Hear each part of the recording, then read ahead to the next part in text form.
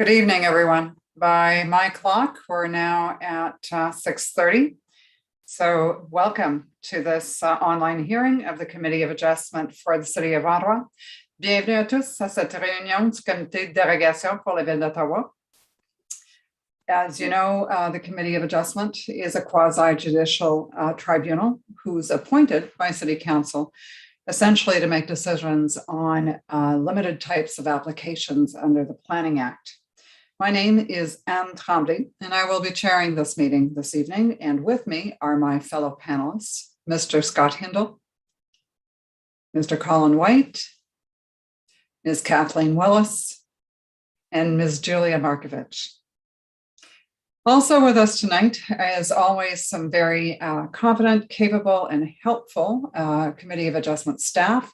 So I'd like to welcome Ms. Cheryl Williams, who is our acting Deputy Secretary Treasurer this evening. And we also have three coordinators with us this evening. We have Emily Monette. We have, I believe it's Mandy Nguyen. We have Mandy tonight. Hi, Mandy. And we also have a new addition to the coordinator staff, Ms. Maddie Haraman Fernandez. So welcome to everyone. Take note that the session is being video conferenced or videos are live streamed on YouTube, essentially.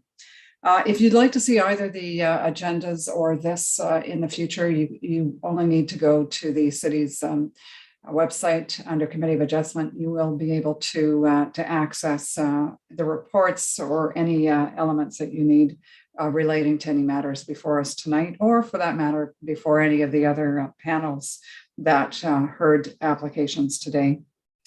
While the issues surrounding this development within the city are fairly wide-ranging, the Committee of Adjustment has a very narrow mandate and jurisdiction. Things that we cannot consider are any aspects that are not related to the variances that are squarely before the committees. So if there's issues with regards to maybe a massing element or a height element that for all good reasons are not part of the application, those are not really matters that we can talk about or do anything about. We also can't really entertain comments regarding any noise pollution, property values, any illegal construction. Those are all matters that are handled by different departments by the city. And if you are looking, you can always consult with committee staff and they'll point you in the right direction if there's any of those concerns. We also will not entertain any personal comments about either the applicant, the owner, the agent, any fellow neighbors, anyone, in fact, involved in any of these proceedings. And finally, we can't consider any additional variances that may come about through discussion that, for whatever reason, were not identified in the application. In those cases, we have to adjourn the item. We have to allow for time to recirculate the application with the added minor variances. And at that point, it'll come back to us and then we can deal with the application. So as part of the statutory public notification requirements under the Planning Act, everyone is supposed to post a sign on the property to which the application applies and then sign a statutory declaration about that sign posting. So that declaration, normally we ask that it be on file.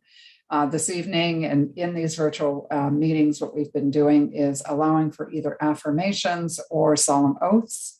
And I will be requesting those from either the agents or the applicants as we go along where there isn't a statutory declaration that's been submitted and is on file. With respect to quorum, if we ever lose quorum because of any technical difficulties or other, we will adjourn any items that we haven't been able to get to the following meeting of the committee and deal with those. So in terms of the hearing process, the way we like to start normally is with an overview of the application. Now, in some cases, we have applications that are fairly straightforward. In those cases, we won't ask the applicant or the agent for a presentation. We normally go straight to questions by the panel members for clarification. At times, we do ask for presentations where there is a lot going on, normally where there's consent applications with minor variances and there's a lot of concern by the community.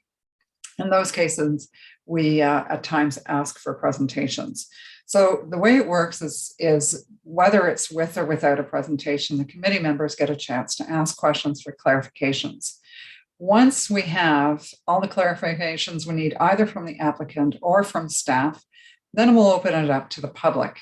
And at that point, I'll call down anyone who has already registered as a speaker for tonight. We do have, I think, a couple, but that doesn't mean that anybody else can't speak unless you did that registration. If you have any comments that you would like to make, all you need to do is raise your hand and one of the coordinators will bring you into the meeting. So once we've heard from everyone, and I would ask that if there's ever a contentious issue before us and there's a number of people, number of neighbors that get together, we often ask for a spokesperson. So typically we would go with that person first, and then we hear from anybody who would like to address the committee with regards to any concerns or support for an application for that matter. Once all of that is done and we've been able to clarify with staff or the applicant any questions, and typically what we do is get all the information first and then we go looking for answers. Once that's done, I will close the public hearing portion, and then we get a chance to have a final few minutes of discussion with the applicant or the agent, because sometimes they do want to come back with some clarifications of their own based on the discussion that they just heard. And once all of that is done, then the committee can essentially go to a decision. And we can make a verbal decision, either to refuse, either to accept. Sometimes we decide to adjourn, and at times we decide to reserve the decision. And what that means is we simply wait until after the full agenda has been heard. We close that hearing and then we reopen a session for ourselves so we can deliberate further on the application, make a decision before the evening is out.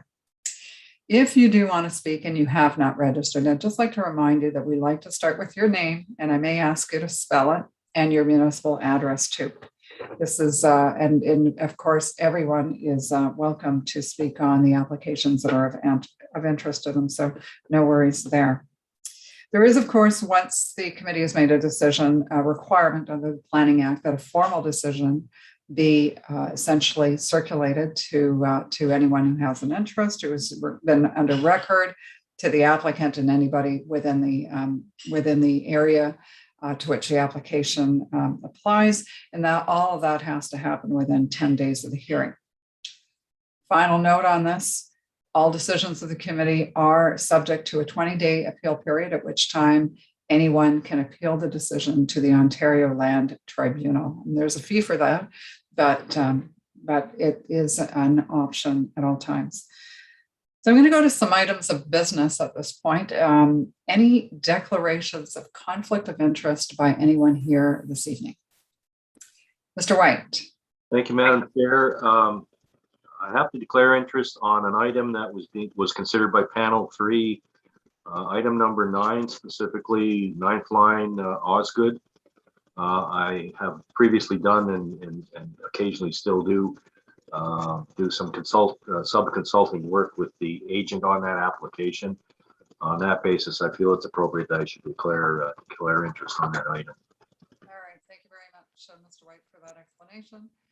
Anyone else on the committee with any conflict of interest? All right, okay, for the record, no one else. In that case, I don't believe there are no minutes to adopt. Okay, just had to check that. So we're going to go to the adjournment requests. We have one that we would like to deal with at the outset.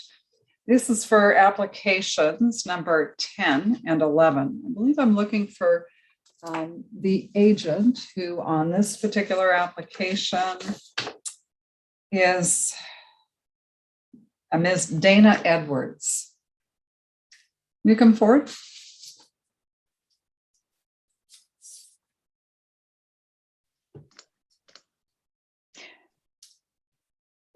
Good evening, Madam Chair, members of committee. I am filling that role for Ms. Dana Edwards, who submitted the application on behalf of Q9, and I will be addressing the adjournment request tonight. All right, thank you, Ms. McQuaid. Just for the record, then can you just state the firm you're with and the municipal address, just because you're not the speaker. You're not the one on the list, I don't think. Absolutely. So Christine McQuaig, Q9 Planning and Design, and the address is 24 Kirkstall Avenue. All right, thank you very much. Actually, you were just not the first name on my list. So but thanks for that, for the record. It's appreciated. All right, so Ms. McQuaid, you are aware that that there's a request for adjournment yet again on this application? Yes, the request for adjournment with regards to the staff request is we have been in discussions with staff, and we have revised the site plan in accordance to their request to pair the driveways. The site plan work is done, but our consultant team had a notable backlog of work. I know that's taking place across the city, and it's difficult to navigate, but we weren't able to update the landscape plan and the tree information report in time. And so that's why we still need that adjournment request, and we are aware of the other zoning application information session that's taking place tonight. So in the interest of those two things, we were hoping to adjourn to the November 3rd hearing. All right. Okay. Thank you for that. Any questions from the committee members regarding this request for adjournment? All right. Need to ask the public. Is there anyone in the audience who wants to speak either for or against the adjournment request? All right. I'm not seeing any. So committee members, time for decision. All those in favor of adjourning this application to November 3rd? It's unanimous for the record. So Ms. McQuaig, we'll see you in about a month's time. Thank you so much. All right, thank you. Okay, so the next application, I guess we're just going to go in order from this point on. And so I'd like to call down application number 1, which is for 2582 Mare Bleu. And I believe the person I'm looking for is, Ms. Dow. Hi, good evening. Good evening. So I understand that we don't have a statutory declaration from you, so I'm going to need to read something to you. All right. So do you solemnly swear or affirm that the notice provided to you as part of the application process and by the committee was posted at the property to which the application applies, that the sign was there for the prescribed number of days prior to the hearing, and that it was at all times clearly visible and legible? Do you either swear or affirm that to be true? I affirm that to be true. All right, thank you, Ms. McQuaig. So we're not going to, or sorry, Ms. Dow. Ms. McQuaig was the last agent. Yeah. Thank you. All right. So we're not going to request a presentation from you. Our understanding is that there was revised plans that came in on October 4th, 2021, correct? Correct. And actually, to add to that, I did just forward about 45 minutes ago to Ms. Monette updated elevations, no changes to those elevations, but just a revision to the dimensioning. There was just a discrepancy on those. So, Ms. Dow, you do realize that there's no way anybody on this committee gets to see any of that, right? Yes, I reassure you, though, that there are no actual changes to the drawings whatsoever. It was just a discrepancy for one of the dimensions on the height. It was just 2 of the pages were incorrect. So that's been corrected, but no changes whatsoever. And the actual height itself is the same. All right. So I apologize for that. It's just before presenting, I noticed that it didn't match up. So I wanted to make sure it was corrected. All right, thank you. I'm going to open it up to committee members at this point. Anyone with questions from Ms. Dow? Mr. Hindle. Yeah, I was wondering, can you walk us through some of it seems like there's a bit of a history with the garage, the detached garage. Can you walk us through, it seems like it was built without permits, and then we're in the midst of dealing with that, but we're intending to keep that, that's correct? That's correct. So through you, Madam Chair, this garage was constructed in 2018. At that time, the owner had done some preliminary work to obtain permits for the garage. However, because of the complicated zoning of the site, I believe at that time he was having some troubles getting clear direction and answers as to how to navigate that. So it was unfortunately constructed without permission application and without a building permit application. That said, we've included intentionally the garage within this current application to regularize that condition. It's intended to stay. And the owner has also filed a building permit application last week retroactively to correct that situation as well. Okay, great. And then can you give me, is it intended to use just as a straightforward garage with storage, or is there a secondary dwelling unit in it, or I just want a sense of how it's being used? Yeah, it's just for a garage. The property owner is a contractor, so I believe he just stores his vehicles in there, but there's no secondary dwelling unit in the garage. Great, thank you. You're welcome. All right. Anyone else on the panel have any questions? Mr. White. Thank you, Madam Chair. Just a question to staff. I don't really have a problem with the application, but I have some concerns with respect to the, I guess you'd call it legality of our authority to be able to deal with an application. It appears to me that we're not dealing with a legal non-conforming structure here when we talk about that garage. We're essentially dealing with an illegal non-conforming structure. I note that staff's report indicates that there was an existing garage back in 1965 on the property. And my understanding of the Planning Act, there are certain rights of legal nonconformity in terms of rebuilding structures as long as they're rebuilt in the same building footprint and location. Is that, first question to staff, is that the case here based on your view of the I guess air photo, looking at air photos back into that time frame? And then secondly, we did receive some opinion from our city solicitor's office back in January with respect to this kind of situation. And I went over it before the meeting, and I didn't see anything in there referencing the ability for retroactively granting permission on illegal non-conforming structures. So I wonder if staff could just expand on that and give me some comfort in terms of our jurisdiction to be able to deal with the application as it applies to that detached garage. All right, thank you, Mr. White. So Ms. Ramirez, so that was the subject of some discussion before we started the meeting, and I did note from your planning report that you actually make the comment that it is a legal non-conforming residential use, and so just really do need a lot of clarity from you on all of that. Thank you, Madam Chair. Yes, it appears the residential use is legal non-conforming. It no longer conforms to the bylaw. And there had been a garage, and that garage had evolved over time. From 1965, there was some reconstruction that had gone on. The garage was an accessory use to the detached dwelling, which is the principal use. And so that principal use covers off that garage. Mr. White, do you have any further questions? Sorry, Madam Chair, I didn't hear you there. Was it Ms. Ramirez? Would you like Ms. Ramirez to repeat her answer? Well, I heard the response. I understand. I still have a little bit of discomfort, and perhaps we can pursue this later with the city solicitor's office. But I understand where staff is coming from in the report, and I have no objection to the application. But I think I'd like to get some more clarity from the city solicitor's office for future reference on this type of situation. Thank you. All right. Thank you, Mr. Wood. I think we can note that to ensure that we add it to the list of issues that we talk to legal services about on occasion.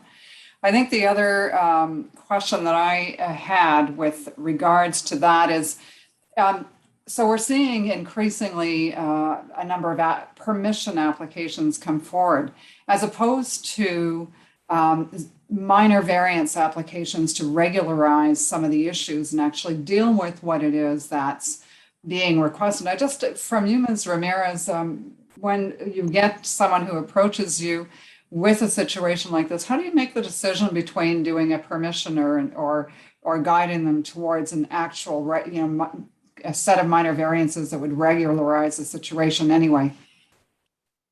Thanks for the question, Madam Chair. Apologies, I'm getting over a cold, so my voice is kind of crackly.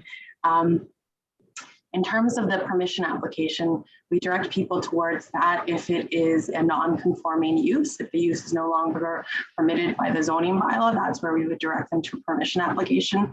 In terms of a minor variance application to regularize non-complying setbacks, the only instance where I would point someone towards a permission application in that case would be if they couldn't satisfy the 4 tests.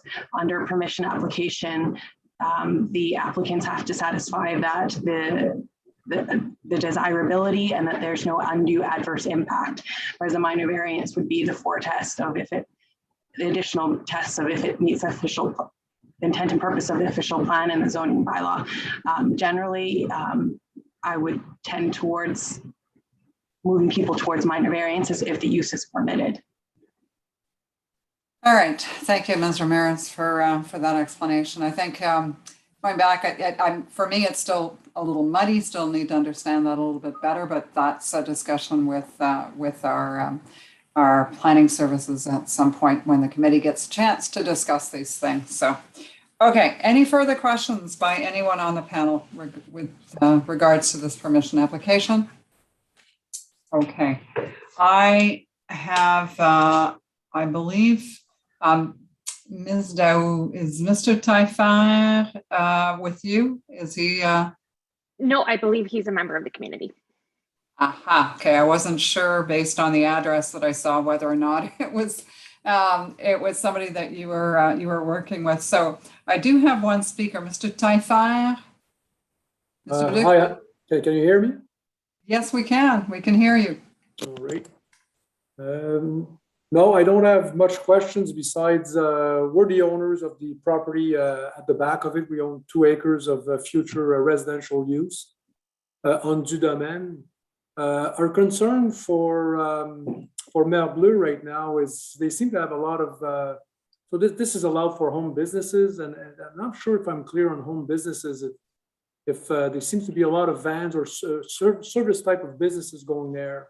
So meaning that vans will be coming in and out, and service vehicles or delivery vehicles from suppliers coming in that we have some concerns on for future when we build residential there. So I'm not clear what is the mandate of changing the zoning there, if it's going to become a sort of a commercial type of road, or is it going to stay residential? I'm not clear on that. Mr. Taillefer, that is truly not within the scope of what we're discussing tonight. I can appreciate your questions, because if you own land in the vicinity, obviously you're going to want to know what that really means. If you're asking me what is permitted under the home-based business type of range of things, certainly not commercial vehicles, but I'm going to ask Ms. Ramirez, would you mind just giving us a very quick overview of the definition of home-based business and what's permitted?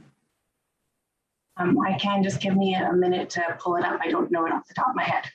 Yes, if I can clarify a little bit, because if I understand to be a change of zoning here, and this is not a change in zoning. This is not a change in zoning, Mr. Taillefer. This is a permission application. Okay. It's not even a minor variance under. It's a permission. Permission. Okay, then disregard my questions then. Did you? But I thought you were concerned about home occupations, essentially. Yeah, we are. All right. So what I'm going to suggest then, so Ms. Ramirez, do you have the answer?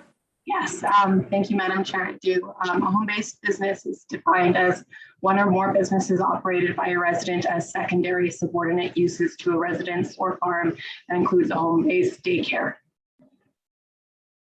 Okay.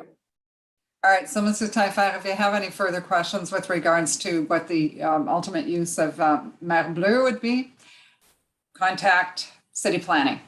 Will do. Thank you. All right, Mr. White, your hand is up. Thank you, Madam Chair. Sorry to ask another question here, but again, of staff, I wonder if we could, the lands are zoned development reserve, which means that there's plans somewhere for future development of these, or future planning, be more detailed planning of this area. Is this area subject of a community design plan? And if so, what would the designation be under that community design plan? Would the residential use that is being proposed here be in conformity with that plan? And secondly, I'm wondering if, just as a general comment for these permission applications, if we might get a little more detail in the staff report concerning the planned future with respect to zoning and future development of the lands in the immediate area, on subject lands and in the immediate area. It sort of put a little more context to the permission applications that we deal with. Thank you.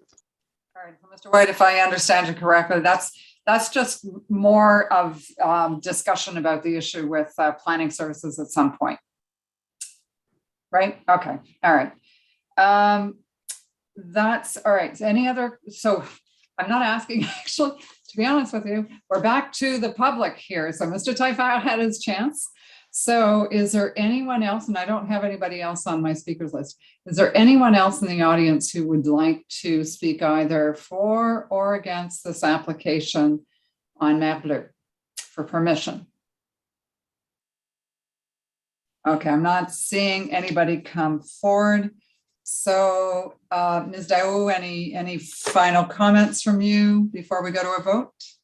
I think through you, Madam Chair, I just wanted to sort of maybe clarify a little bit more regarding the previously existing accessory building. It actually was demolished in there was one that was existing since 1965, and it was demolished in 2018, just before the new building was constructed. So it was a fairly seamless transition to that, and it was because it was in full disrepair and falling down. So he was concerned, the owner was concerned about it being a hazard, so he removed it and replaced it almost immediately with the new building. I'm not sure that that helps to clarify a bit, but just to give that added context. And I think that's all I wanted to add at this stage. All right, thank you, Ms. Daou. Final comments or questions from the panel before we go to a vote? All right, all those in favor of granting this a request for permission, need a vote, show of hands. All right, so for the record, the permission application is unanimously granted. So thank you very much, Ms. Daou. Great, thank you very much. All right. Okay, we're going to go to the second application. Well, two and three, items 2 and 3, essentially.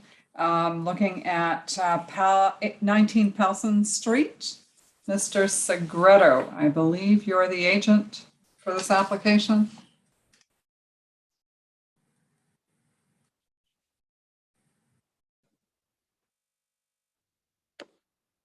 Hello. Hello, Mr. Segreto. How are you Good this evening? Very good, thank you. Excellent. Okay, so we are not going to request presentation from you either at this point for either the consent or the minor variances application. I'm going to throw it open to the committee members for question. Oh, wait, actually, I do have to read something to you, don't I? Thank you so much, Mr. Segreto. I was going right into it. So, do you solemnly swear or affirm that the notice provided to you as part of the application process and by the committee was posted on the property to which the application applies for the prescribed number of days prior to the hearing, and that that sign was clearly visible and legible for the entirety of that time? Do you either swear or affirm that to be true? I swear it to be true. All right, thank you, Mr. Segreto. Okay, so questions from the panel? I'm not seeing any questions, essentially. No?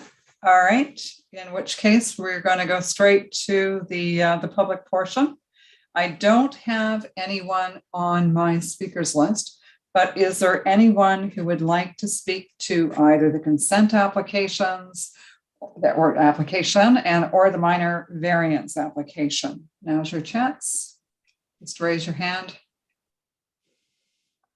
Okay, I am not seeing anyone come forward. So committee members, then I'm going to call the vote on each separate application. All those in favor of the consent application? All right. So Mr. White, you are dissenting on that application. Okay. I am, for the record, supporting the consent application.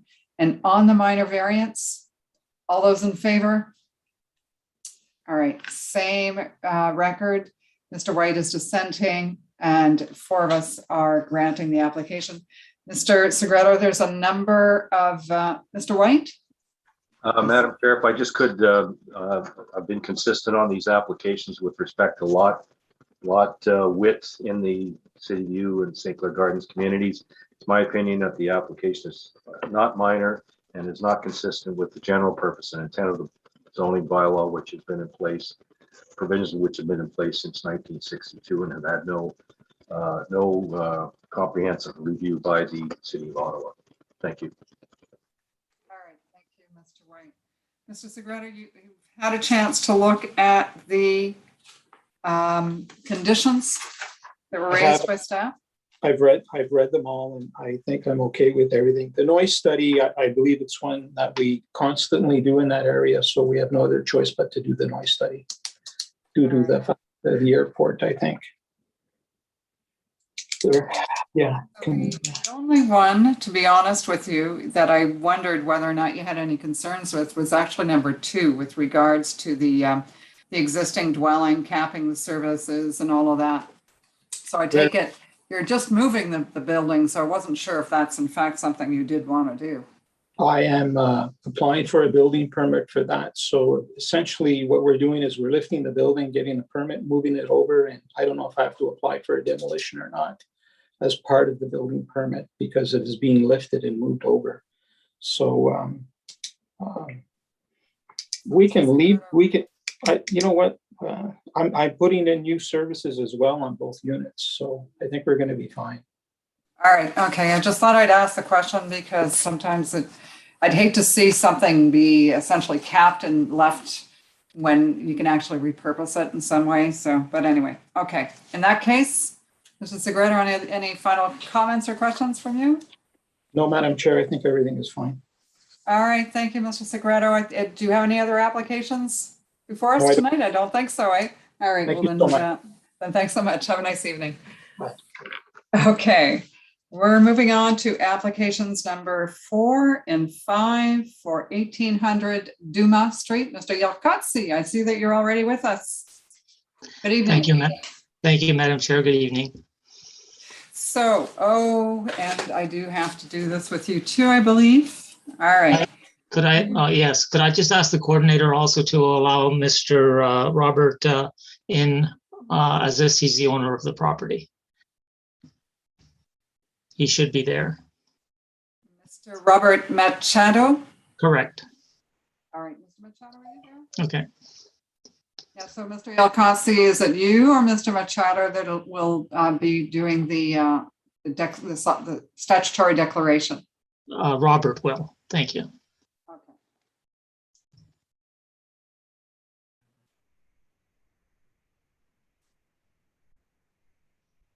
Good evening, Mr. Machado. Good evening. So I'm going to need to read something to you and then I'll need you to reply. Do you solemnly swear or affirm that the notice that was provided to you as part of the application process and by the committee was posted on the property to which the application applies, that it was there for the full prescribed amount of time under the Planning Act, and that it was clearly visible and illegible for the entirety of that time? Do you either swear or affirm that to be true? I affirm. All right, thank you. So with that, Mr. Yelkotsi, Mr. Machado, we are not requesting a presentation from you. on either the consent application or the minor variance application. So I'm opening it up to the committee directly for any questions. Oh, just a minute. Let me just do one thing with you, Mr. Yalkotsi. Yes. Our understanding is that there is a correction to the legal notice. And so for the record, we will be adding to part of lot 78 registered compile plan 905, part 2 on plan 4R 21-913, correct? Correct. All right, I think that's the only housekeeping item I have for you on this. Okay. And you did submit a revised site plan on October 4th that complies, that renders the plans now compliant with a number of the elements that were raised by planning staff as being of concern or requiring additional variance. So can you confirm that that's the case? Okay. We have Ms. Cully, I believe. So I'm not going to call you up to confirm that quite yet, Ms. Cully, but well, now that you're here, have in fact you're satisfied now that the application meets those zoning provisions now? Through you, Madam Chair, that is correct. All right, thank you. Okay, committee, questions from you, Mr. Wright. Thank you, Madam Chair. I just to be clear, the plan does that are we being advised the planning report is and the not recommendation but response to the application has changed, or is there still concern with respect to the lot width minor variance that's requested? All right, Ms. Cully, I'm going to ask you to respond to that, if you could. Through you, Madam Chair, the only change to the report would be to disregard the additional relief/revisions required portion of the report. The rest of the report would still remain the same. Mr. White, any follow-on questions? No, just a comment, Madam Chair. I just note that minor variance is, what is it, 0.85 or 0.85 meter, less than a meter minor variance request in this case. I'll refer back to the last application, which, I mean, in that situation, over 4 meter minor variance in lot width, significantly different from the typical community, the surrounding streetscape plotting in that area was significantly higher than the bylaw minimum. In this case, we're dealing with something that's only 0.85 variance from the bylaw minimum, and simply looking at the site plan that's attached to the notice, it doesn't appear to be a significant departure from some of the development that's taken place immediately to the south. I'm just a little bit surprised by the recommendation of the position of the department on this one. Duly noted. Thank you, Mr. White, for adding that to the record. Anyone else with questions about either the consent or the minor variances? Okay, well, in which case we can go to the public portion of the application. So for this one, I do not have anyone on record, on my registered to speak. So is there anyone in the audience who would like to speak either for or against this application, or either the consent or the minor variances? All right, for not seeing anybody come forward. So if that's the case, then Mr. Yalkotsi, any final comments from you? Yes, Madam Chair. We have a bit of an unusual situation here with regards to one of the conditions. And the condition has to do with the demolition of the existing home. My client, the way the severance has been done, it would permit the lot 3 to be severed from 2 and 1 because it's the way we have structured the severances. without the demolition of the existing house. My client would like to occupy the existing house until such time as he completes construction of that first dwelling.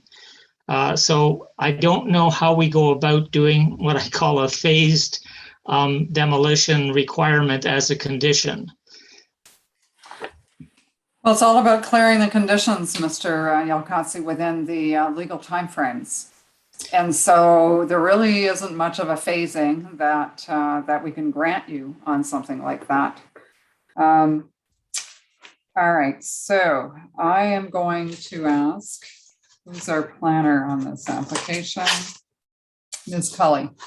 So Ms. Cully, so in this case, either we're not requesting any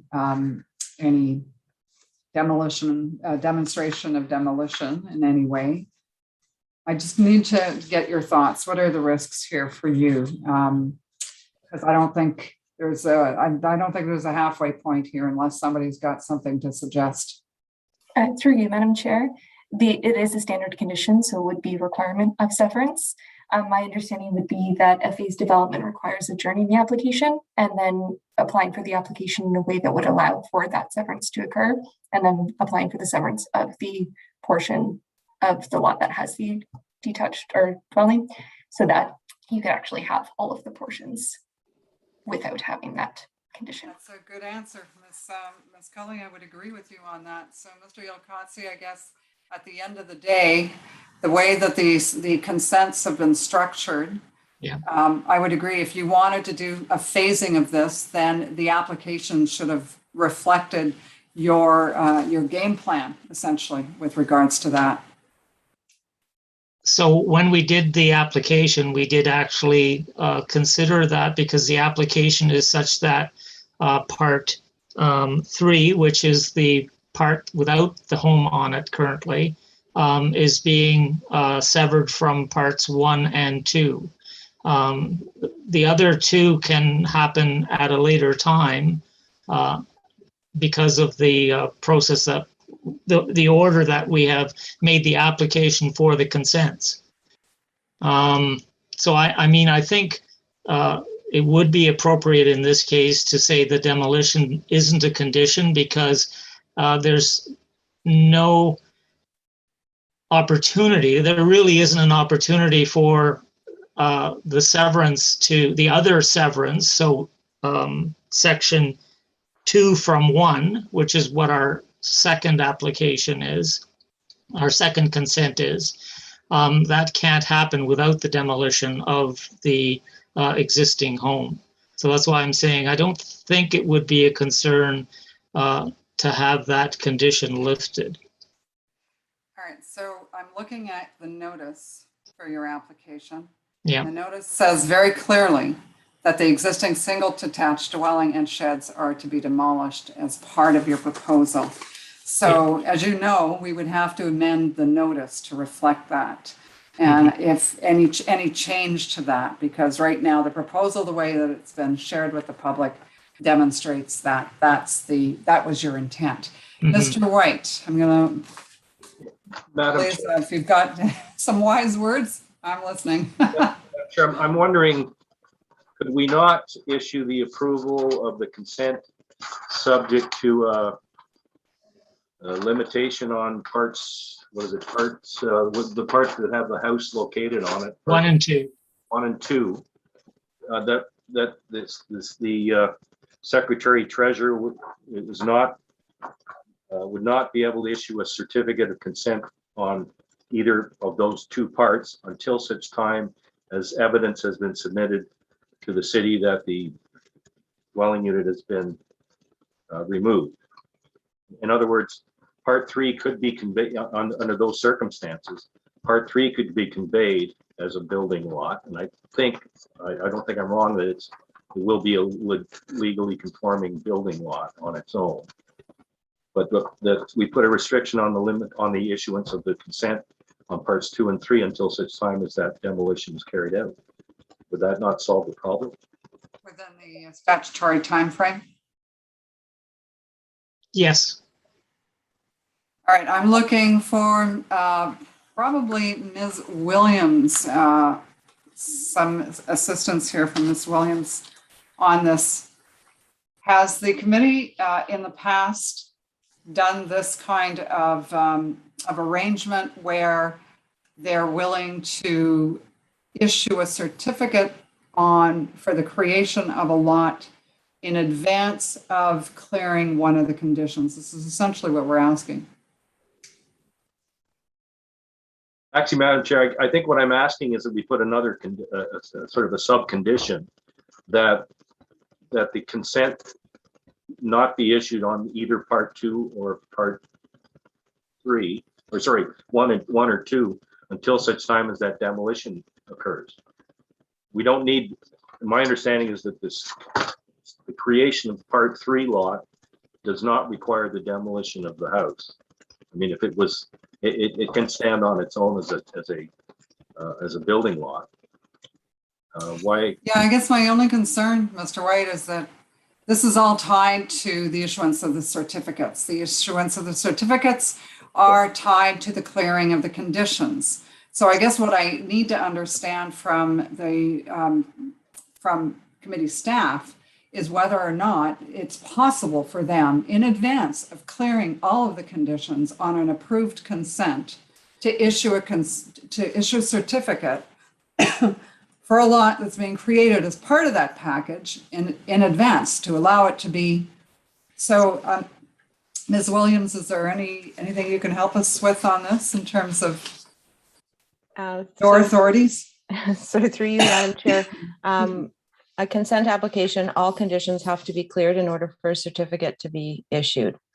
So we can't have a certificate issued for part of an application. All right, that was my worry. Mr. Yalkowski, I think the other thing here that I can offer you, and I can't guarantee you, but I can offer you, we recently had a presentation on a number of amendments to the Planning Act, one of which will be to increase the statutory or time frame to 2 years instead of a year for the clearing of conditions. That legislation, those amendments are coming forward relatively soon. I have no control over, but that would be another option in this case, is if you wanted to adjourn until such time as those rules were in place and then move forward. I'm quite sure, actually, I don't think Robert wants to adjourn the application at this point in time. All right. Okay. Robert, do you want to concur on that? Yes, that's right. I'd like to move forward if possible. Okay. We have a All right, thank you. Ms. Willis. I tend to agree with the agent in this case that just by virtue of the configuration of that house on the 2 parts, that there's really, I can't see any risk in removing the condition in total, because he's going to have to get a demolition permit. First of all, he's going to have to remove the house in order to build the 2 new houses. And secondly, he'll need a demolition permit, which from what I understand from demolition permits will cover everything that's covered in this, that, you know, they deal with the blanking of the services at the main. So I can see how this is a standard condition and might apply in a case where there's an oversized lot perhaps, and you could keep an existing building and build a new one as well. But in this case, clearly it has to come out, has to go through the proper process, which includes a demolition permit. So if we agree to waive that condition, just get rid of it, then it makes the problem go away, does it not? Correct. Would, yeah, I think it does. I'm just not sure. So I'm not going to give my opinion at this point. I'm looking for, yes, Mr. Handel, I'd like some input from the rest of the committee as well. Mr. Handel. Yeah, I understand the thought process behind the approach. I think my concern in this case is we'd be making a non-compliant parts, that the existing home would be non-compliant for setback, especially on the side yard setback, which may be difficult then for building permit because of limiting distance provisions and good stuff like that. So I would be a little bit concerned, with the exception of if it's done as 3 separate applications, potentially if we could do it just as 3, but I I would be hesitant to kind of move in that direction. The intention wasn't clear, and honestly, the application wasn't reviewed with this in mind. So I don't know if Ms. Cully has had the chance to really look at it with the fulsome thought process of this taking place, of this sequence of events. Madam Chair, can I comment? Actually, I'd like an answer from Ms. Cully, if that would be all right. Through you, Madam Chair, Member Hindle clearly expresses what I am concerned about here. I did not review the application with the intent for the dwelling to remain. All right, yeah, okay, so you're not therefore able to actually tell us whether or not there would be any contraventions to the provisions in the bylaws as a result of leaving the house. All right, okay, Mr. White, go ahead. Chair, if I could just expand on my comment previously, I did serve as a secretary treasurer of a committee of adjustment some time ago, and I do recall situations similar to this where there were certificates of consent issued on a portion of the lot, which allowing the proponent to maintain an existing house with the restriction that no consent would be issued on the retained parcel on in this case parts 1 and 2 until such time as the unit was demolished, and that was I know that was standard practice in my situation anyway in the past. I'd like to think that I really don't see any limitation other than perhaps the question of the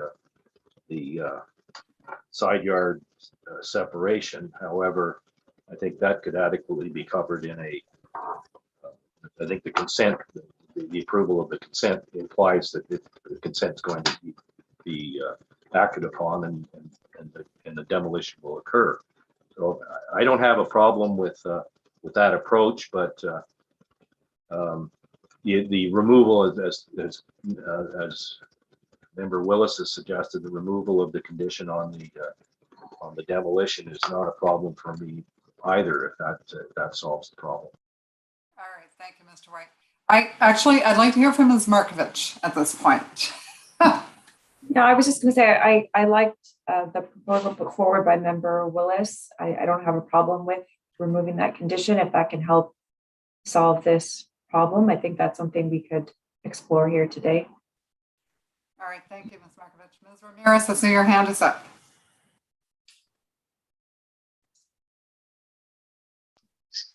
Excuse me? No. Oh, sorry, Mr. Yalkowski. I'd like to sort of circle around with staff on some of this before I come back to you, if that's okay. Ms. Ramirez. Madam Chair, I just wanted to highlight an example that was before the committee in July. The example was at 2253 Frank Bender Street, and it was a similar situation where the applicant wanted to phase the development. In that case, what ended up happening is that the consent applications that spanned where the existing house was ended up being adjourned, and the only consent application that ended up proceeding was the one that would be for the vacant parcel. And that way, yeah, one of the applications could proceed, but the other two were adjourned until the owner was ready to go ahead and demolish the house. All right, okay, thank you. So in other words, just the creation of the one lot instead, okay. Which could be C. So in other words, just actually proceed with only a portion of the application. Okay, all right. Mr. Yalkowski, over to you. Just a couple of comments. The construction of the single family home is such that there are no windows on that side of the property, and the building is done as it's called a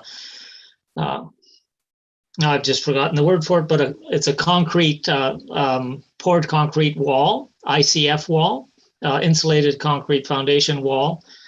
So it would comply with the Ontario Building Code in terms of limiting distance. That's the one thing that we were concerned about, but it would comply from the Ontario Building Code, and we would expect that a condition would be put in place that the severance could not take place if for some reason the dwelling could not comply with the Ontario Building Code. So that was just the comment.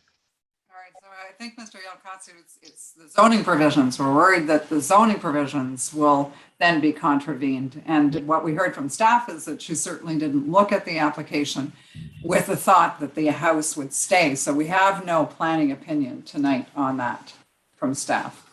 So, okay, all right. I think we've all, Ms. Willis, go ahead. Just see where this is heading, and I don't know how the idea of dealing only with that one one part, whatever the part number is that they want to proceed with first. The same problem would exist if by virtue of severing that one piece, it takes the existing house out of conformity. We're left with the same problem. It's what we were envisaging before.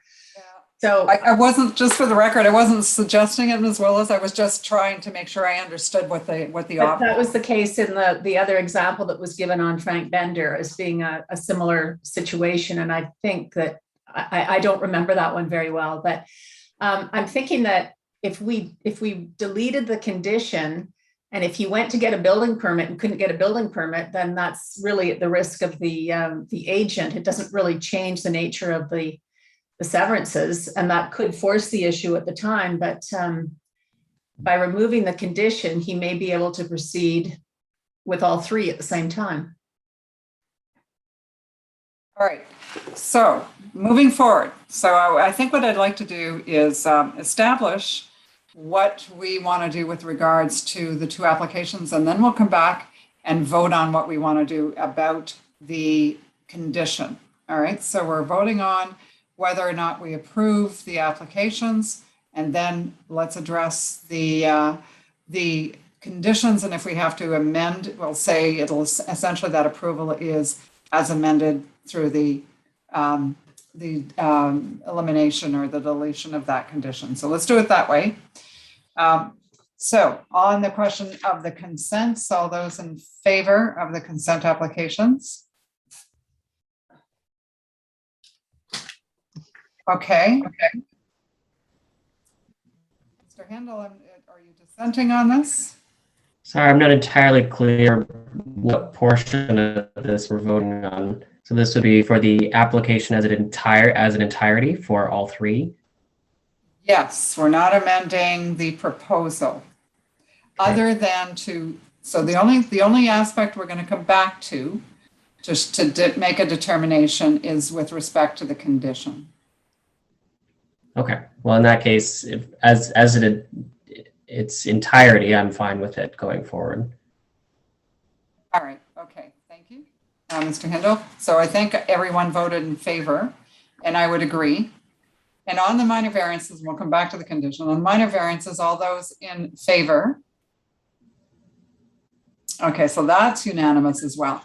So going back to the condition on the consent, all those in favor, essentially, of amending that approval to include the deletion of the condition number 3. That's 3? 2. Oh, wait a sec. 3. Actually, it's 2 and 3. Where is it? Okay, so the confirm in writing that the existing dwelling has been removed. Oh, and the accessory. All right. In accordance. And the accessory structure, Mr. Yalkatsu, is in fact would remain on the property with the existing house? Correct. There is an accessory structure on the proposed part lot 3, but it of course would have to be removed. All right, so we would have to, in fact, looking at deleting number 2 and 3 then? Mm-hmm. Yeah, I think we are. Yep. Okay. Ms. Cully? Madam Chair, the accessory structure is on part 3, which from my understanding is the part that will have the new dwelling. So I imagine that would need to be demolished. The agent can confirm. Okay, I see what you're saying. So you're actually disagreeing with Mr. Yalkatsu that accessory unit is on the other lot. I apologize. So are you okay with that, Mr. Yalkatsu? Are we okay with that? Do you agree? Yes, Madam Chair, we're okay with number 3, the accessory structure being demolished. Yes. Okay. All right. So on the deletion of condition number 2, all those in favor? All right, so for the record, both myself and member Hindle are dissenting on that. I'm going to give Mr. Hindle a chance to give his reasons, but from my perspective, I don't believe that so I'm not comfortable dealing with an application which hasn't been reviewed with a certain condition in mind. So I'm doing it out of an abundance of caution to ensure that in fact there would be no zoning contraventions. So Mr. White, I'm going to give the floor to Mr. Hindle next on this. Sure. Yeah, I would agree with you and your reasoning. I think in this case, I don't want to call it a bait and switch, but it kind of is on this. And I completely understand the process and why one would want to keep the existing structure in place, but that's not really what was before us until the very last minute. So I think I understand and I agree with why it would be undertaken, but that review was not given the chance to really understand what it was done. All right, thank you, Mr. Hindle. Okay, so I've got a lot of hands up for being essentially at this part in the process.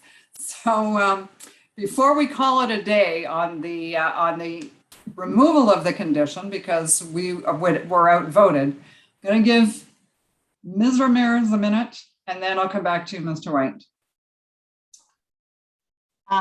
Thank you, Madam Chair. I just want to highlight that in some cases where a new severance line is introduced,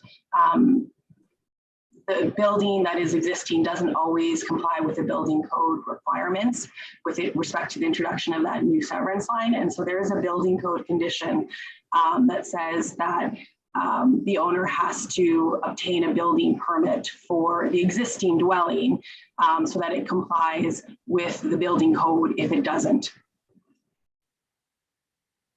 So I just want to highlight that.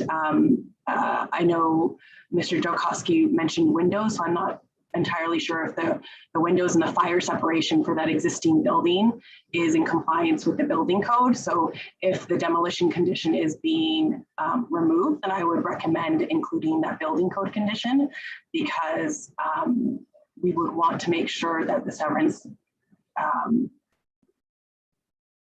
doesn't impact the ability of that existing building to comply with the building code. Yes. Right. You've been waiting patiently. Thank you, Madam Chair. In addition to the dropping of that condition, and I'm not going to address what Ms. Ramirez has just discussed.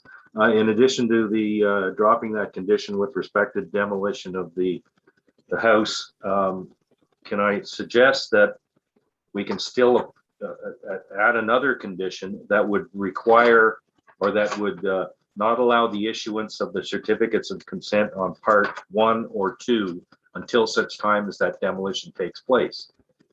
Then to me, that covers off the concern with respect to the retention of the existing building. All right, looking for Ms. Williams' input on that. So through you, Madam Chair, all of the conditions have to be cleared before the certificate can be issued for any parts. So all of the conditions that are being imposed have to be cleared before any of the certificates can be issued. All right. So even if we add a condition that says that these have to be demolished, we're kind of back to the same place. I guess that's what I'm saying. All right, folks. Correct, yes. I think based on the extent of discussion that we've had on this right now, we're deleting condition number 2. We're not making up anything that, because at this point, I think, I wouldn't want to snooker essentially the ability to do what the applicant wants to do by adding a condition without quite understanding how the clearing of those conditions will work. So that said, so you've got an approval, Mr. Yakonsi, and you've got the deletion of that condition. And I think what we heard from you was that at the point where you will have essentially sold part 3 and had a house built on it and you're ready to redevelop to 1 and 2, you're going to demolish anyway. Yes, thank you. Madam Chair, thank you for the hearing and panel. All right. Okay. Thank you very much, everyone, for that discussion. I actually have a feeling that we should probably discuss it again at some point, just so that we're really clear on, I guess it's the rules for issuance of certificates for the creation of lots and how much flexibility we have. We'll come back to that at another time. So thank you, Mr. Yalkansi. Thank you, Madam Chair. Okay, we're off to the next application, which is 2492 Clover. And on that one, again, it's a combined consent application, minor variance. Looking for Mr. Alves. Mr. Paulo Alves, do we have him? The agent. Good evening.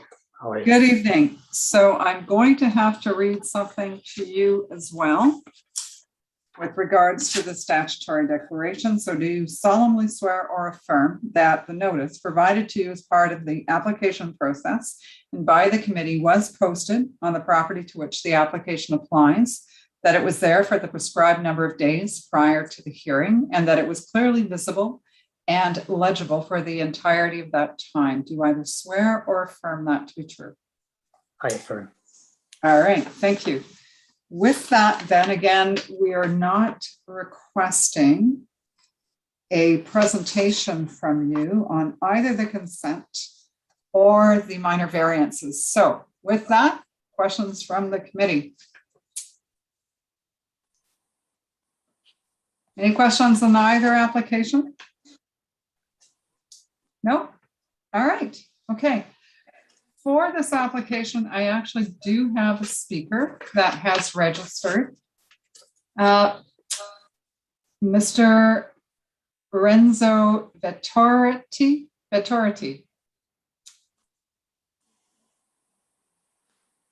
Do we have the speaker with us?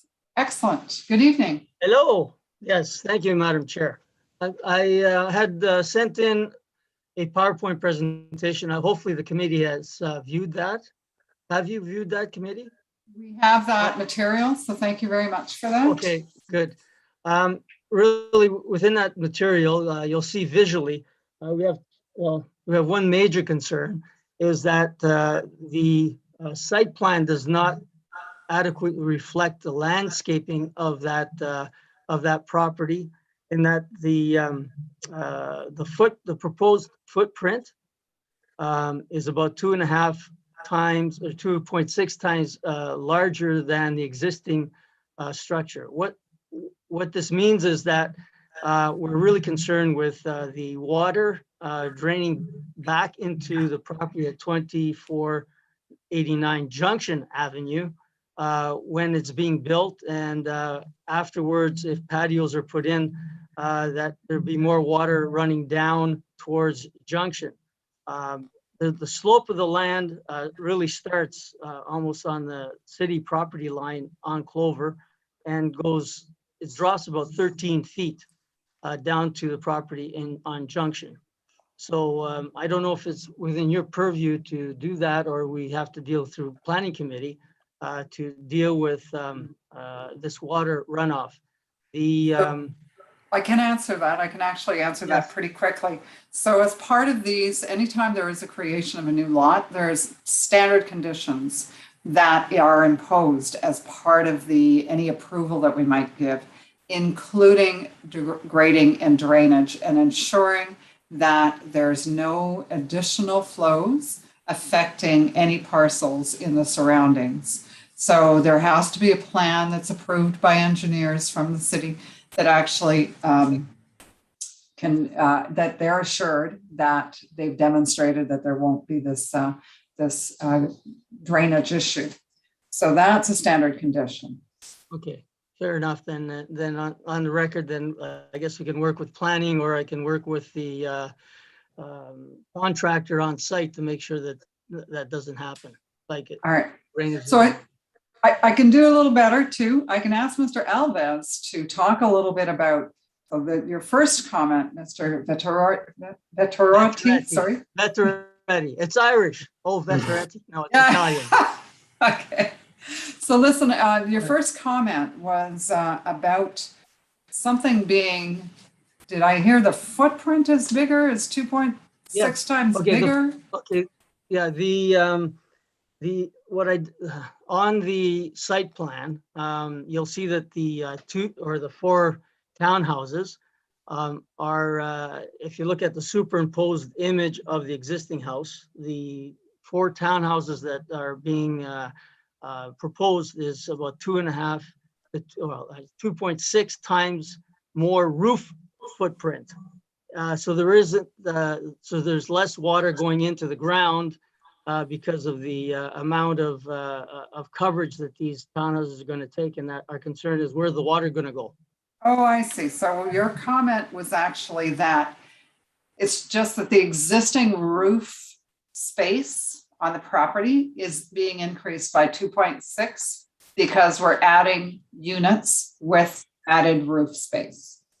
Correct. And how are you going to control that water coming off roofs, or in the future, if they're even planning to put in patios in the back, how is that going to affect our property in the back?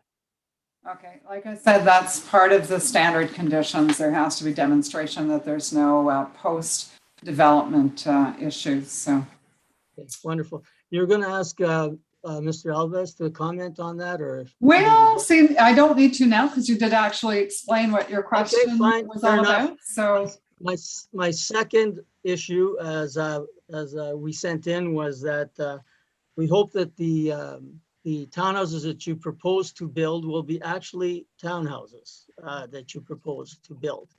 Our experience in the neighborhood here in Heron Park is that it's a bait and switch where the variances are approved, all fine and dandy with what they think they're going to put up. And then what actually is built is not what was originally put before the your committee, because I was there with the one on 2483 Junction, where it was to be a triplex with 9 bedrooms, and it ended up to be 15 bedrooms filled with students, which causes additional parking problems and also garbage, which is an ongoing issue in Heron Park. So, Mr. Alves, I was just going to ask if you were intending to actually do this and not propose another plan. Sorry. So I just want to correct you. So, Mr. Alves, let me just get in here. Want to correct. We're not proposing townhomes. We're proposing 2 semi-detached on 4 lots. So they're not necessarily townhomes. And I can definitely share anything that comes from an engineering point of view with yourself. If you provide your information, I can send you the grading plan so I can put your mind at ease. That's wonderful. That would be great, Mr. Alves. That would be greatly appreciated. Thank you, Mr. Alves. That's in fact exactly what we try to promote is a better relationship between the developer and the neighbors. So thank you so much for offering that. I think that's very kind of you. Okay, anything else? Mr. Vettorati. Just that, oh, sorry. Vettorati. Oh, Vettorati. Think Irish. You'll be fine. Vettorati. Oh, yes, Vettorati. Thank you. No, it's just that we do encourage this kind of build in the area to have young families move in rather than transients, students and everything else. So hopefully, Mr. Alves, we can see your plans move forward and everyone's be a happy day. Thank you. Thank you. Excellent. Thank you for your time.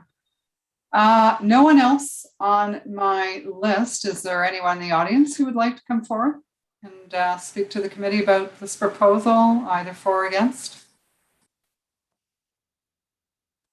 Okay, I'm not seeing anyone in that case.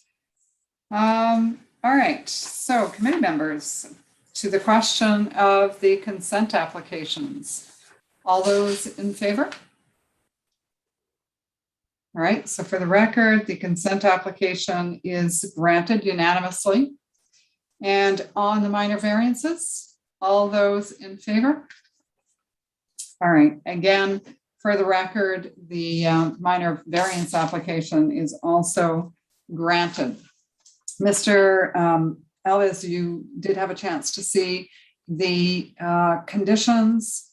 You've read through them, you understand. Any questions or and further comments from you? No comments from me. Thank you. All right, well then, good luck with your project. Thank you. All right. Okay, great. So we're going on to applications 8 and 12 for Ridgemont Avenue, 1218, 1220 Ridgemont. And let's see who we've got in terms of an agent. All right, so the agent I have on my list is Mr. Jude. And Mr. Harrison, you're the owner. That's me, yes. Sorry, just asked me to become a panelist. I'm not sure if that was accurate. Is that right? I beg your pardon? The Zoom meeting just asked me to become a panelist. I'm not sure if I had to stay as an attendee or not. You are a panelist. You are Okay. now a panelist. You go from being an observer to being a panelist. So Great. it's all Okay. good. That's great. Okay, so in terms of the statutory declaration, do you solemnly swear or affirm that the notice provided to you as part of the application process and by the committee was posted at the property to which the application applies, that it was there for the prescribed number of days prior to the hearing, and that it was clearly visible and legible for the entirety of that time? Do you either swear or affirm that to be true? That's what I think. Okay, excellent. So again, with you, we're not asking for a presentation. We're familiar with this. We know that it was originally a consent application, and then there was a minor variance that needed to be applied for, and I think you came back. Is that it? Do I have that right? So I did ask for an agent to be present in case these technical questions were required to be answered, but I think I know that answer. I'll take a swing at it first. So the original plan that we submitted was the setbacks from each side were 1.22 meters. And then after we received our approved plan and permits, not until we applied for the severance, this came up again. So if I understand correctly, there was a previous site plan that was entered with 1.2 meters setback. So 1.2 to 1.22, which is ours, is obviously a slight difference, but obviously, of course, not the entire, 3 meters, which we are short, I guess, 0.28 meters on each side, if I'm doing the math correctly. So yeah, that was the sequence of events that happened. All right, thank you for that. Okay, so I do have a housekeeping item here with you that I have to go through before we get into the substance of the applications. So because we have added the minor variance, we need to amend the notice to the consent. So I'm going to read the paragraph to you and ask you if you can confirm it and agree with it. So we're adding to the bottom of the notice. This is really very a housekeeping kind of matter to make sure that we reflect all the changes that are required. So approval of the applications will have the effect of creating 2 separate lots, which will not be in conformity with the requirements of zoning bylaw. Therefore, minor variance applications D08-02-21/A-00331 have been filed and will be heard concurrently with the application. So it just reflects what we're doing here tonight. Do you confirm that's correct? Yes, correct. All right. Okay. So the notice is duly amended. Okay. With that, questions from the committee on either the consent application or the minor variance? Okay, I'm not seeing anything come forward. Very minor variance, to be honest. In terms of, I've got nobody on my speakers list. So is there anyone in the audience who would like to speak either for or against the consent application or the minor variance application? All right. That being the case, I can go to a vote with the panel members. All those in favor of the consent application? All right, for the record, the consent application is unanimously granted. And on the minor variance, all those in favor? All right, for the record, the minor variance application is also unanimously granted. So Mr. Harrison, have you had a chance to look at the conditions? Any questions about those? No questions. All right, well then, thank you, Mr. Harrison. Your applications are approved. Thank you very much. Appreciate it. All right, thank you. Have a nice evening. Last but not least, application number 9 for 155 Britannia. And the agent for the applicant, I've got 2 agents, Mr. Jackson and Ms. Blackney. All right, hello. Good evening. We have a couple of, wait. Need to read something to, is it to you, Ms. Blakely, or to Mr. Jackson? I will be doing the oath. All right, so do you solemnly swear or affirm that the notice provided to you as part of the application process and by the committee was posted first at the property to which the application applies, that it was there for the prescribed number of days prior to the hearing, and that it was clearly visible and legible for the entirety of that time? Do you either swear or affirm that to be true? I affirm.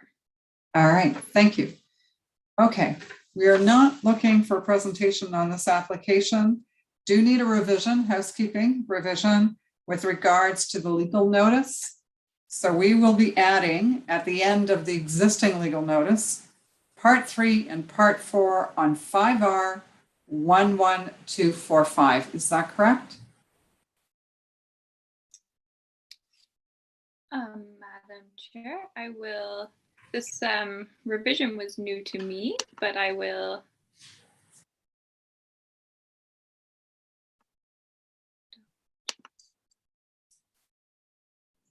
Let me ask, go ahead, Ms. Ramirez, if you can come forward. Yes, so have you, Ms. Blakely, can you confirm it, or do you want the explanation from Ms. Ramirez?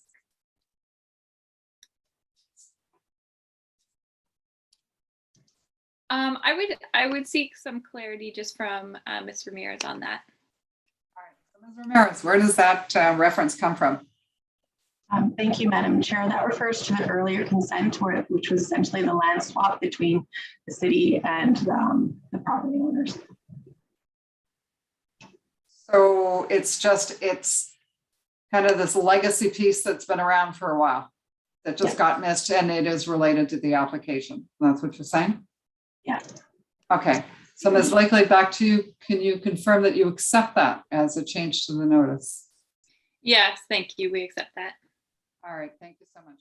Ms. Ramirez, I have another question for you though. So in the summary, I don't see the recommendation that we do this, but do we need to amend the list of minor variances to delete C and add D at this point, or was that, I'm not recalling whether or not we've done that in the past. So I was going off of the notice that was posted online, and so that was the language that was contained in the notice online. But I do believe that there was a different notice that went out to the public that was shared with me from the applicant. All right. And that where variance A was removed, and then the last part of variance B was removed. All right, Ms. Secretary, Acting Deputy Secretary Treasurer, I'll just ask quickly whether or not we need to amend the notice, because I see a couple of changes, or whether that notice was circulated with these changes already. I just need 1 minute, Madam Chair. The recirculated notice was circulated correctly. Okay, so with a change to B and with a change, with the deletion of C and the addition of D? Yes, that's correct. All right, excellent. Then we don't need to do anything further. Just wanted to make sure I wasn't missing anything on that. Okay, thank you. Madam Chair, I apologize to interrupt. In terms of the notice, there was some kind of confusion as to which variances stood in our revised submission. And it was previously variance A was to be struck out as it was no longer needed with the new infill provisions coming into effect, while variances B and C stood as they relate to front yard setback. And then variance D was the new variance. That's not what I have in front of me. So what I have, as far as I know, that we're dealing with, let me just go back and check a couple of references here. Let's see how it compares. I may need your help again, Ms. Ramirez, just to make sure that we are in fact dealing with the right one. So A, as far as I can tell, is not removed, which has relates to the reduced front yard setback. B is amended by striking 2.47 and replacing it with 1.5. C is deleted and then D is added. Perhaps it would help if I read into the record what I have. Would that add some clarity? Yes, go ahead, please. Okay, so I understand that the variance A was previously to permit a reduced front yard setback of 0.96 meters, whereas the bylaw requires a minimum front yard setback of 2.47 meters, which is the average of the front yard setback of the two abutting properties. That is to be struck out. Okay. Am I missing something? Am I the only one who didn't have that clear? No, I have C struck out in my paperwork as well. Yes, Okay. we have A and not C. And then, sorry, Madam Chair, I understand that variance B was to read to permit a reduced front yard setback of 0.96 meters, whereas the bylaw requires a minimum front yard setback of 2.47 meters, and then striking out 1.5.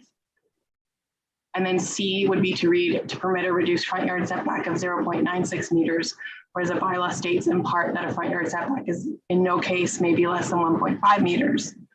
And then D is the new variance that reads to permit an increased building height of 9.3 meters for the front facing hip or roof portion of the dwelling, whereas the maximum building height is 8 meters. All right. And just to be clear, you said that striking C, that was what you said?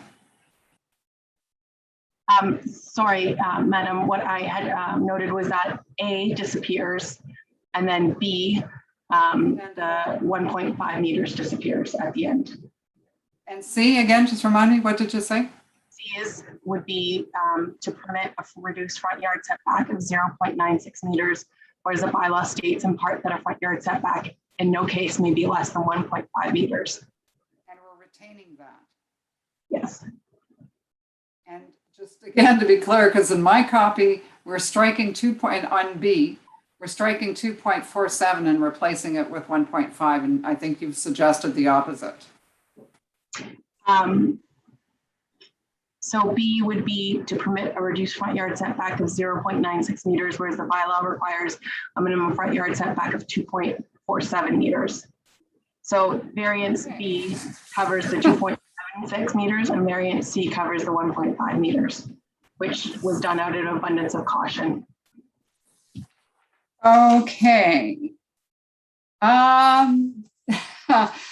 Ms. Williams, can I have you back just for a moment? Because now I'm wondering whether or not a recirculation is required as a result of, it's not the paperwork that's before me.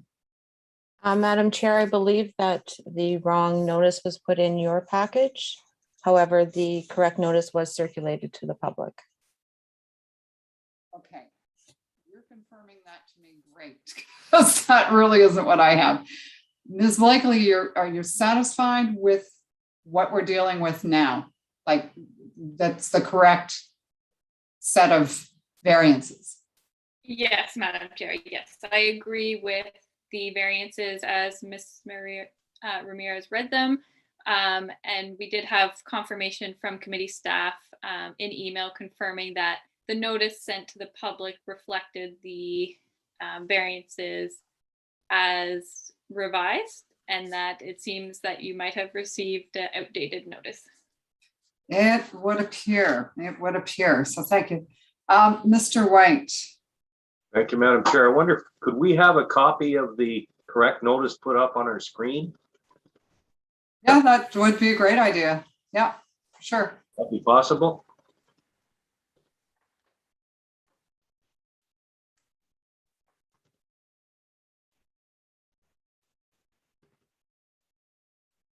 All right, I'm really confused at this point.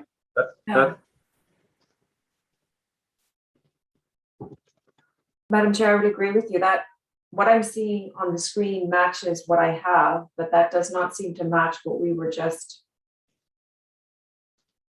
Exactly. Read to us. I would agree. I'm also a bit confused. Agreed. Ms. Ramirez or Ms. Blakely, can you explain to us why we were just looking at a notice that matches what we have, but not what we just talked about?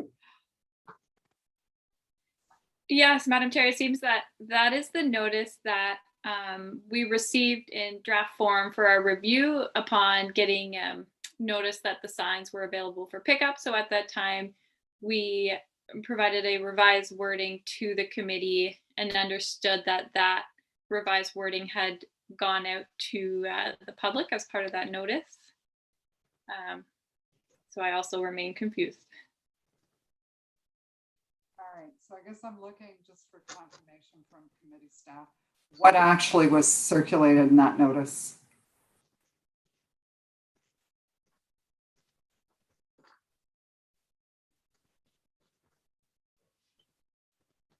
Aha. Madam Chair, this is the notice that was circulated. Hey, now that looks like what we just talked about. Okay, so you're confirming for us, Ms. Williams, that in fact the public did receive this as part of the required circulation of a notice under the Planning Act. That is correct. This is the notice that was circulated on this application. Okay, excellent. Now we do have the list. Mr. White, this satisfies what you were requesting? Thank you, Madam Chair. I think that clarifies it. Yep, thank you. Perfect. Okay. That's it. Throw the difficult one at the end of the evening for us to deal with. I'm glad I asked. Okay. All right. Any questions about this to either staff or our agent, Ms. Blakely? Okay, so obviously this doesn't change too much for us. Okay. In that case, we can go to the public on this. And who have we got? We've got no one registered on my list. Is there anyone in the public who would like to speak either for or against this minor variance application for 155 Britannia Road? Okay, I'm not seeing anybody come forward. So, members of the committee, all those in favor of the minor variance application? All right, for the record, the minor variance application is unanimously granted. I think that's it. Any final comments, Ms. Blakely? Any questions? No, I thank you very much for the your consideration and for sorting out the confusion. I appreciate it. Thank you. All right, well, that's excellent. With that, then, that brings us to the end of our agenda for the evening. So can I have a motion to adjourn, please? The women are always fast on this. So Ms. Markovich, Moved, seconded by Ms. Willis. So before everyone goes, I just want to thank again our committee staff and our planning staff, Ms. Cully, Ms. Ramirez, and our forestry staff, Ms. Young. Thank you for your support as always and for attending. So, and we'll see you all in about 2